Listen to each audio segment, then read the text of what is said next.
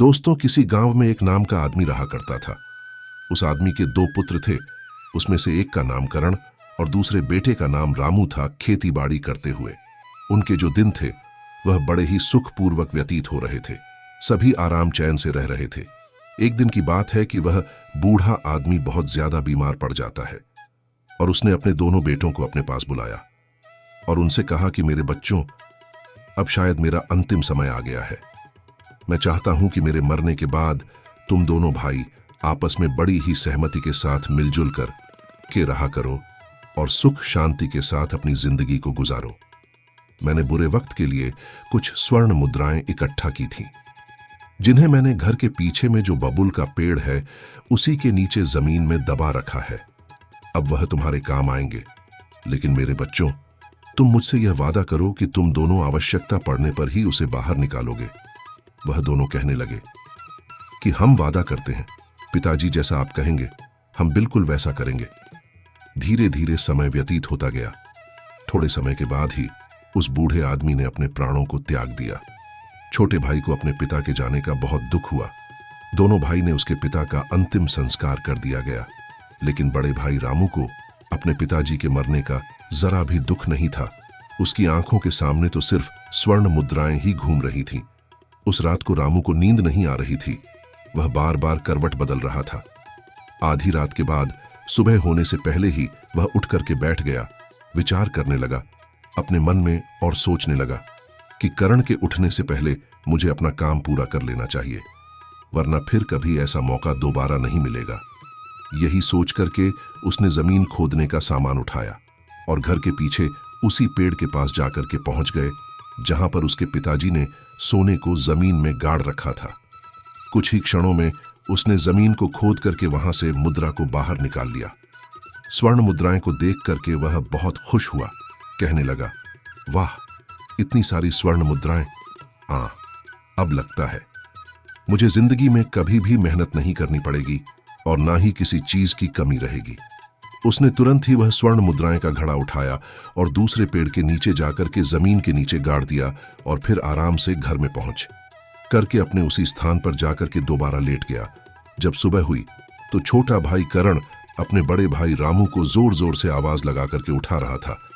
कह रहा था, बड़े भैया जल्दी उठो, गजब हो गया, हमारे घर के पीछे पेड़ के नीचे जमीन खुदी हुई पड़ी है भैया, वहां से सारी स्वर्ण मुद्राएं भी गायब हैं। मुझे लगता है कि कोई चोर हमारी सारी मुद्राएं की चोरी करके भाग गया है।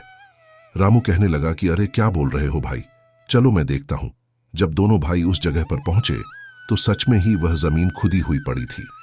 छोटे भाई करण ने कहा कि अब क्या करें भैया, मेरे विचार से हमें पहले राज दरबार में जाकर के सूचना देनी चाहिए। रामू कहने लगा, ठहरो करण, कहीं जाने की कोई जरूरत नहीं है। करण कहने लगा, लेकिन क्यों भैया? रामू ने कहा, मैं अच्छी तरह से जानता हूं कि चोर कौन है जिसने जमीन में दबी हुई स्वर्ण मुद्राएं को बाहर निकाला है। करण चौंक गया और पूछने लगा कि भैया क्या आप जानते हो कि वह कौन है? रामू कहने लगा कि तुम जानना चाहते हो तो सुनो कि वह चोर कौन है। वह चोर तुम ही हो। यह सुनकर कि करण कहने लगा, भैया ये आप क्या कह रहे हो? नहीं भैया, मैं और चोरी नहीं, मैंने कोई चोरी नहीं की है। रामू कहने लगा, फालतू बोलो मत, तुम्हारे और मेरे अलावा इन स्वर्ण मुद्राएं के बारे में और कोई नहीं जानता था। ये बात साफ है कि तुम अकेले ही सारा धन हड़पना चाहते हो। करण ने यह सुनकर के कहा कि आप ऐसा मत कहो भैया, मैं सच कहता हूं कि मैंने कोई स्वर्ण मुद्राएं नहीं चुराई हैं, मैं कुछ नहीं जानता। रामू कहने लगा कि तो तुम मुझे वह स्वर्ण मुद्राएं यहां लौटा दो, नहीं तो तुम इस घर का दरवाजे अपने लिए हमेशा हमेशा के लिए बंद समझो। करण उदास होकर के बोला, ठीक है भैया, यदि आपको मेरी बात पर विश्वास नहीं है तो मैं यह घर ही क्या इस गांव को छोड़ करके चला जाऊंगा। करण दुखी मन से तुरंत ही वहां से निकल पड़ा। वह चलते चलते सोचने लगा कि सच्चाई जाने बिना ही बड़े भैया ने मेरे साथ ऐसा सुलूक क्यों किया। अब बदनाम होने से अच्छा है कि मैं यह गांव छोड़ करके ही चला जाऊं। जब घर पर बैठा रामू बड़े आराम से यही विचार कर रहा था कि वाह, कितनी आसानी से यह कांटा अपने आप ही निकल गया। अब सारी मुद्राएं सिर्फ मेरी है, मेरे अलावा और किसी को इसमें हिस्सा नहीं देना पड़ेगा। दूसरी तरफ वहां जो उसका छोटा भाई था, करण बड़े ही दुखी मन से वहां से चलता ही जा रहा था। शाम भी हो गई थी। चलते चलते उसके मन में कई तरह के विचार उत्पन्न हो रहे थे। उसके मन में एक विचार आया कि कहीं भैया ने सारा धन हड़पने के लिए ही कोई चाल तो नहीं चली है।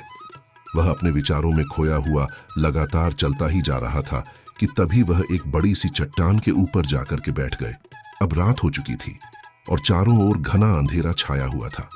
उलझन में पड़ा करण सारी बातें सोच ही रहा था कि तभी उसके कानों में कुछ आवाज आई, यह 10,000 तुम्हारे और 10,000 मेरे।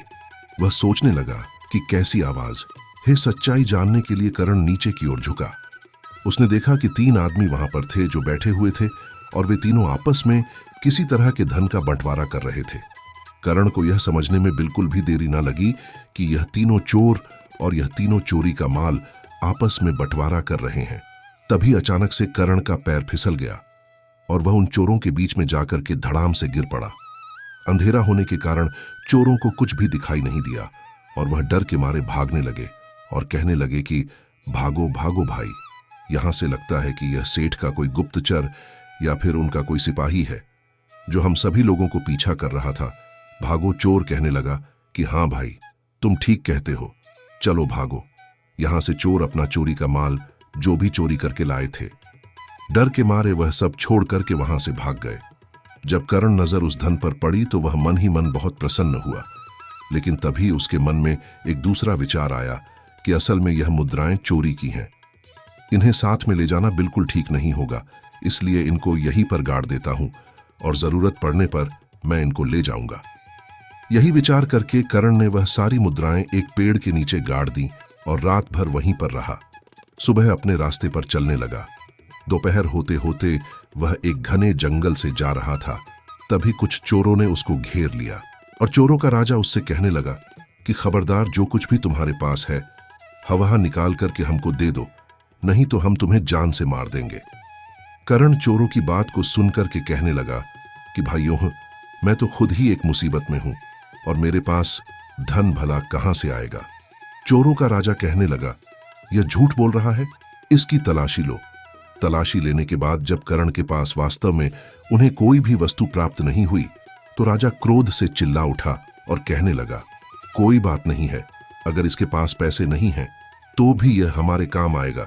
इसे अपने ठिकाने पर ले चलो, देवी मां को इसकी बलि चढ़ाई जाएगी। यह बात सुनते ही करण के होश उड़ गए। वह सोचने लगा, एक तरफ मैं मुसीबत का मारा था और कहां जाकर के इन चोरों के चंगुल में पड़ गया, उससे और बड़ी मुसीबत का सामना करना पड़ रहा था। तभी कुछ चोर ने करण के हाथ पर बांधे और करण को उठा करके अपने ठिकाने पर ले गए, परंतु उनके अड्डे तक पहुंचते पहुंचते करण को एक उपाय समझ आ गया। अड्डे पर पहुंचने के बाद उसने चोरों के राजा से कहा, अगर तुम मुझे अपने दल में शामिल कर लेने का वादा करो तो मैं तुम्हें 10,000 स्वर्ण मुद्राओं का पता बता सकता हूं। इतना सुनकर कि वह जो चोरों का राजा था कहने लगा, 10,000 मुद्राएं, यदि तुम वास्तव में सच कहते हो तो हमें तुम्हारी शर्त मंजूर है, जल्दी से हमें उन मुद्राओं का पता बताओ। करण कहने लगा कि देखो भाई, अभी तो रात होने वाली, इस समय वहां पर जाना बिल्कुल भी ठीक नहीं है। कल सुबह होते ही मैं तुम लोगों को वहां पर लेकर के चलूंगा। चोरों का राजा कहने लगा, ठीक है, लेकिन खबरदार, हमारे साथ कोई भी चालाकी करने की कोशिश बिल्कुल मत करना, वरना तुम जानते हो कि इसका क्या परिणाम होगा।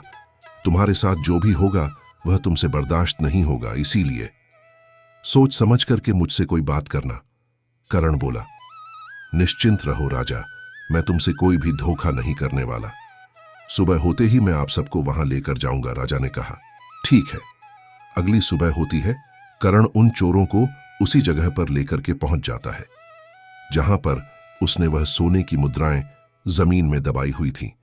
राजा के आदेश पर तुरंत ही उसके आदमियों ने उस जगह को खोदा और शीघ्र वह स्वर्ण मुद्राएं उसके सामने थीं।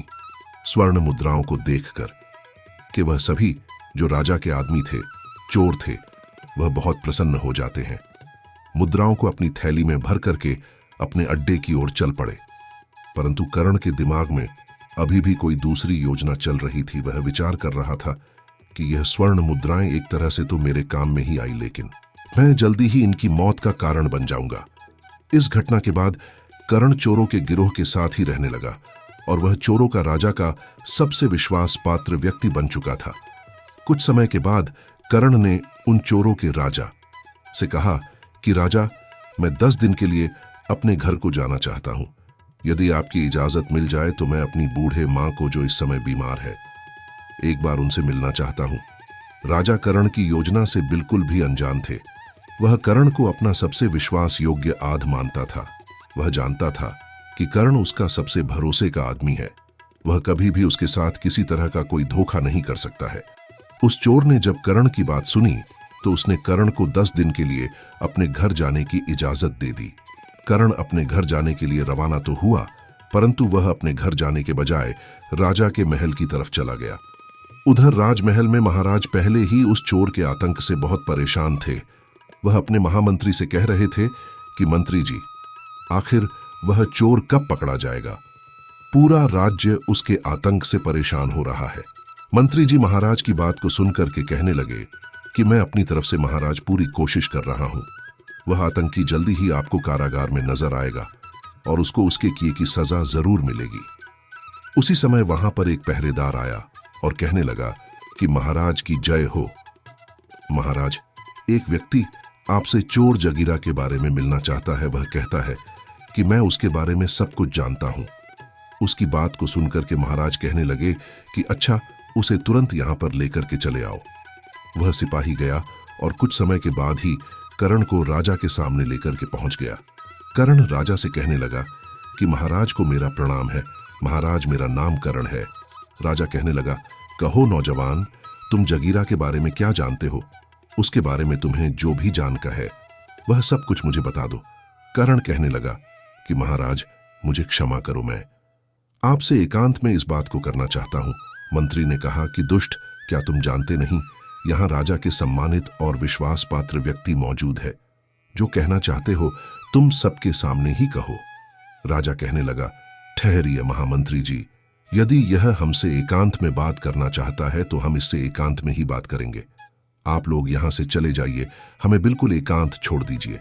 सब लोग बाहर गए और बाद में कर्ण ने राजा को अकेले में पूरा किस्सा कह करके सुना दिया और आगे कहने लगा कि महाराज, इस तरह से मैं उस चोर का विश्वसनीय आदमी बन चुका हूं।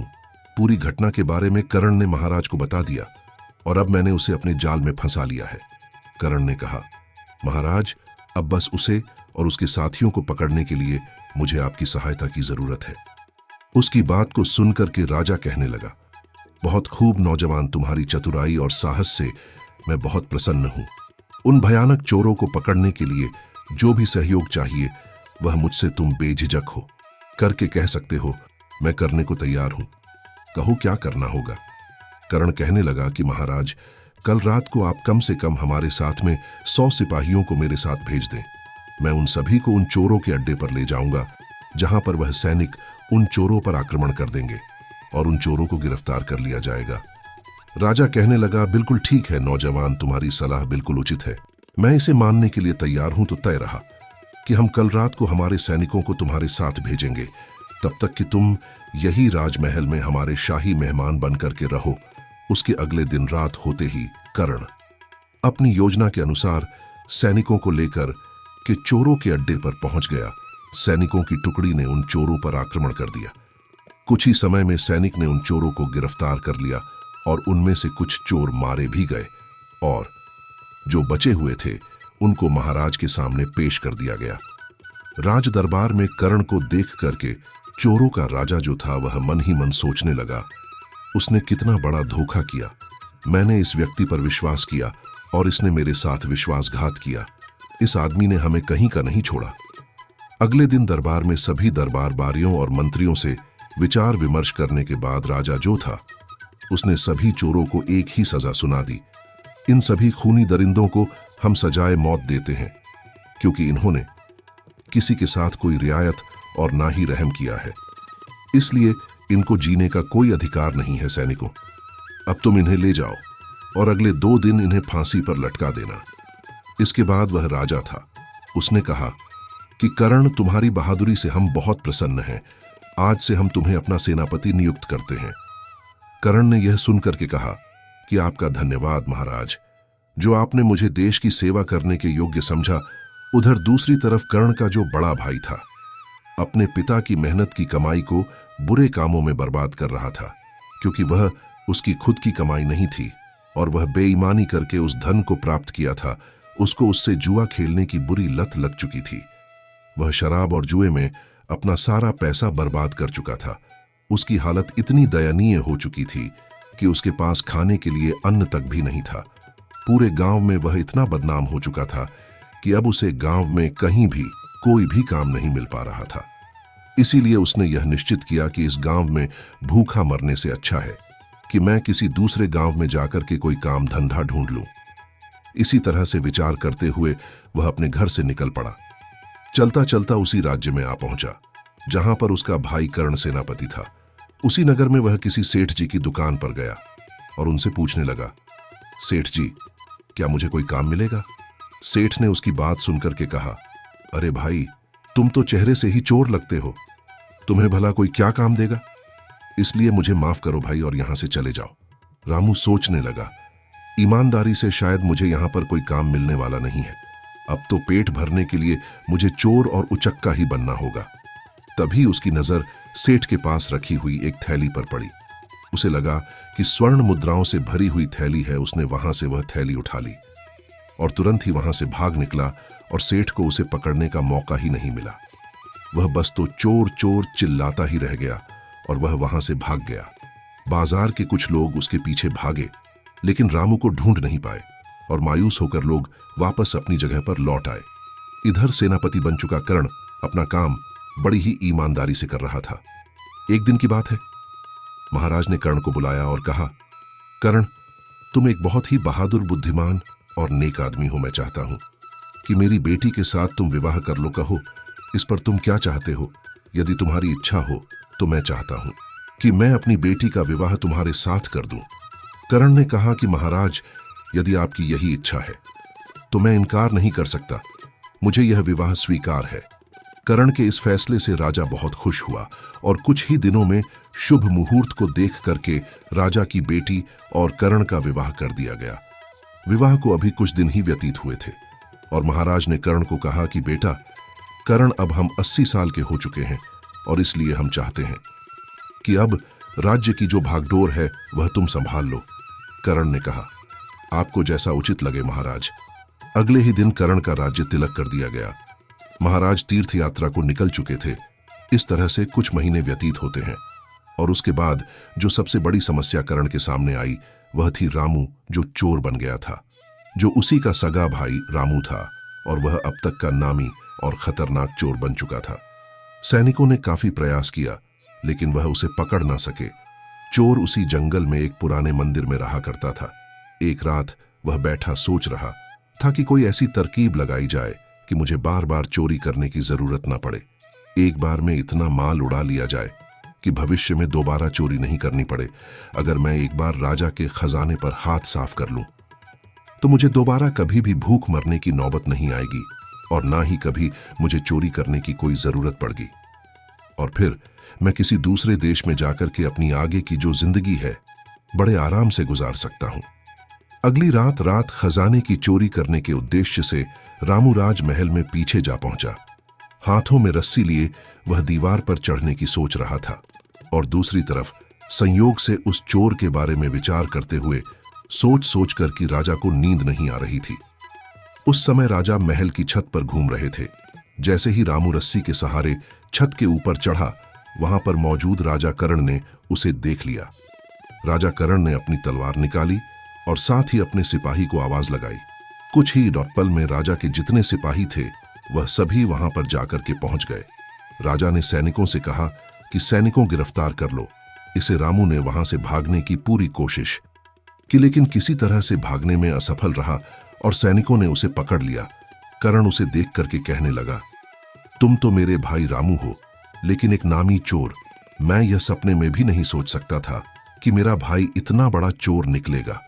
उसने आदेश दिया, सैनिकों, ले जाओ, इसे कारागार में डाल दो। सुबह ही हम दरबार में जब बैठेंगे तब इसकी सुनवाई करेंगे कि इसके साथ हमें क्या करना है। राजा की आज्ञा पाते ही सैनिकों ने रामू को कारागार में डाल दिया गया। अब वह मन ही मन अपने पर पश्चाताप कर रहा था, रो रहा था और सोच रहा था कि मेरे ही बुरे कर्मों का फल आज मुझे मिल रहा है। मेरी बुरी नीयत ने मुझे आज पतन की इतनी गहराई में ढकेल दिया है जहां से निकलना मुश्किल है, जबकि कर्ण, जिसे मैंने बेईमान बना करके धक्के मार करके अपने घर से निकाला था, आज अपनी ईमानदारी और नेकी की वजह से वह इस राज्य का राजा बन गया है। और मैंने उसके साथ बेईमानी की तो मेरी दुर्गति हो गई, और मैं जिसके पास सब कुछ था, एक चोर बन करके आज उसी के सामने उसी के बंदी गृह में पड़ा हूं। इधर कर्ण को नींद नहीं आ रही थी। वह सोच रहा था कि कल का दिन मेरी जिंदगी का सबसे कठिन दिन होगा। मुझे एक बहुत ही भयानक अग्नि परीक्षा से गुजरना होगा। क्या इस परीक्षा में मैं कामयाब हो पाऊंगा? मुझे भी समझ में नहीं आ रहा है। काश महाराज ने मुझे राजपाट न सौंपा होता तो कितना खुश होता अपने भाई को। अपने ही हाथों से मुझे सजा नहीं देनी पड़ती। अगले दिन दरबार में चोर रामू को पेश किया जाता है। महाराज ने उससे कहा कि रामू, तुम्हारे ऊपर लगाए गए चोरी के सारे इल्जाम प्रमाणित हो चुके हैं। क्या तुम्हें अपनी सफाई में कुछ कहना है? रामू ने कहा कि बस इतना ही कहना चाहता हूं महाराज, कि मुझ जैसे नीच और शैतान आदमी को आप इतनी कठोर से कठोर सजा दे कि भविष्य में चाह करके भी कोई चोरी ना कर सके और किसी के साथ कोई बेईमानी ना कर सके। कर्ण ने कहा, ठीक है, हम तुम्हें ऐसी ही सजा देंगे। सैनिकों, ले जाओ इस चोर को और इसका एक हाथ और एक पैर काट दिया जाए और इसके बाद इसे देश की सीमा से बाहर निकाल दिया जाए। कर्ण का यह इंसाफ देख करके उसकी प्रजा और उसके मंत्री सब उसकी जय जयकार करने लगे। राजा की आज्ञा का पालन किया गया और चोर रामू का एक हाथ और एक पैर काट करके उसे राज्य की सीमा से बाहर निकाल दिया गया। जब वह देश छोड़ करके जा रहा था तो तभी उसके सामने राजा कर्ण पहुंच गए। कर्ण को देख करके रामू बोला, महाराज, आप कैसे यहां पर आ गए? काश आपने मेरा एक हाथ और एक पैर काटने के बजाय मुझे मौत की सजा दे दी होती तो बड़ा अच्छा होता। यदि आप ऐसा करते तो आपने मुझे तड़प तड़प कर मरने के लिए छोड़ दिया। मैं इस दुनिया में क्या करूंगा? कर्ण ने कहा, उस समय तो मैं एक राजा था, परंतु अब मैं आपके सामने राजा कर्ण नहीं बल्कि आपका छोटा भाई कर्ण खड़ा है। एक राजा होकर के मैंने एक चोर को सजा देकर के अपने राज्य धर्म का पालन किया था, और अब एक भाई अपने भाई से अपने धर्म और कर्तव्य का पालन करने के लिए आया है। रामू ने कहा, मैं कुछ समझा नहीं। कर्ण कहने लगा, भैया, मैं जानता हूं कि एक हाथ और एक पैर काटने की वजह से आप कभी भी कोई काम अपने जीवन में नहीं कर पाएंगे, और इसके लिए मैं आपको कुछ धन दे करके जाऊंगा। इस थैले में कुछ स्वर्ण मुद्राएं हैं, इन्हें आप ले लीजिए, जो कि मेरी मेहनत की कमाई हुई है। मुझे विश्वास है कि इस मेहनत के धन के साथ आप किसी दूसरे देश की सीमा में अपना जीवन बड़े ही आराम से व्यतीत कर सकते हैं। लेकिन भैया, आप इनकार मत करना, नहीं तो कभी भी मैं अपने आप को माफ नहीं कर पाऊंगा। इतना सुनकर के रामू कहने लगा कि तुम कितने महान हो कर्ण। ईश्वर हमेशा तुम्हें इसी तरह से खुश रखे, प्रसन्न रखे। फिर दोनों आपस में गले मिलकर के एक दूसरे को बड़े भारी मन से विदाई करते हैं। बड़ा भाई छोटे भाई से कहने लगा, मेरी ईश्वर से यही प्रार्थना है कि मुझे हर जन्म में तुम्हारे जैसा ही भाई मिले। और दोनों भाई अपनी अपनी राह पर इस तरह से वापस चले गए, और उसके बाद उस देश में रामू को दोबारा किसी भी वन में नहीं देखा, और राजा कर्ण को अपनी प्रजा का पालन करते हुए सुखमय जीवन व्यतीत करने लगे। मित्रों, उम्मीद हमारा आज का वीडियो जरूर पसंद आया होगा। ऐसे ही वीडियो पाने के लिए हमारे चैनल को सब्सक्राइब करें, हमारी वीडियो को लाइक करें, ज्यादा से ज्यादा शेयर करें, कमेंट सेक्शन में जय श्री कृष्णा जरूर लिखें। धन्यवाद मित्रों।